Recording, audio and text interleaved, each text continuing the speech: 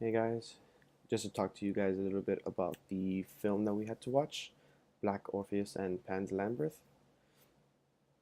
So to start off with the Black Orpheus film, made in 1959 in Brazil, which just like all the other films that we've watched, holds great references to Greek myth and religion, especially with Black Orpheus being of the myth of Orpheus, who was legendary musician, poet, and prophet in the ancient Greek religion and myth. So we see in the beginning of the film this group of people kind of moving and dancing to the rhythm of the music in the background, um, kind of showing or depicting that even though they're going through their daily routine, whether it be their work or whatever it is, that they still kind of find this uplifting and positive attitude towards everything that they do, which ties in to this major key aspect of the carnival that's talked about in the film. It's very evident, which is said to be this irresistible event that no one could ever withstand, not withstand, but kind of resist the madness of the event, the carnival. And it's kind of described as people just dancing like wildly with they're just very expressionate, if that's even a word, but just expressing their emotions, just letting everything go, moving in this kind of like crazy manner. And at first, Eurydice doesn't really know much about the carnival and kind of uses it as a way to get like, to disconnect and get away from his personal issues. And another dynamic that I guess was pointed out to me the most was the dynamic between Orpheus and the kids, who believed that if he wasn't the one playing the guitar, that the sun wouldn't actually rise, which is pretty interesting to me, and for sure plays a major role in the whole old Greek religion and myth. So we see this man chasing Eurydice who's dressed as Death, which is a huge reference to Eurydice actually dying in the Greek myth. In the film, we see Orpheus actually being essentially responsible for the death of Eurydice. I hope I said that right. Orpheus was essentially responsible for the death of Eurydice.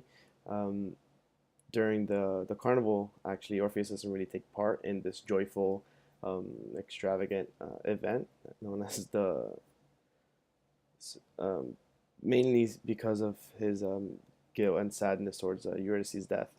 And the way the film depicts this scene of Orpheus meeting this janitor is kind of his descendants down into the underworld in the Greek myth. Excuse me.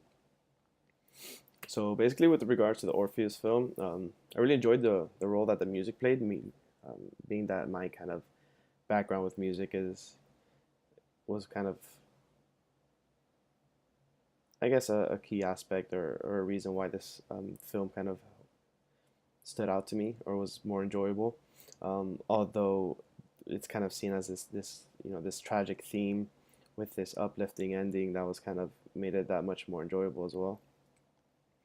Um, so now with regards to Pan's Labyrinth, to begin we see this first encounter with the faun and Ophelia, sorry, which is the one who kind of guides Ophelia. The faun is the one who guides her to the underworld.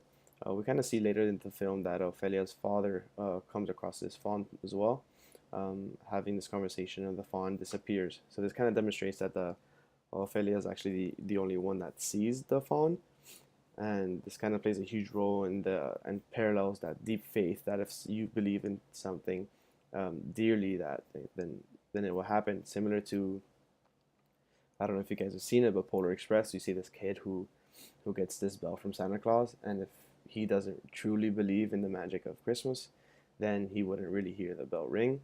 And we kind of see this with the excuse me, with Ophelia putting the plant under her mom's bed to kind of make her feel better throughout in the film. We also see this tie to Greek mythology.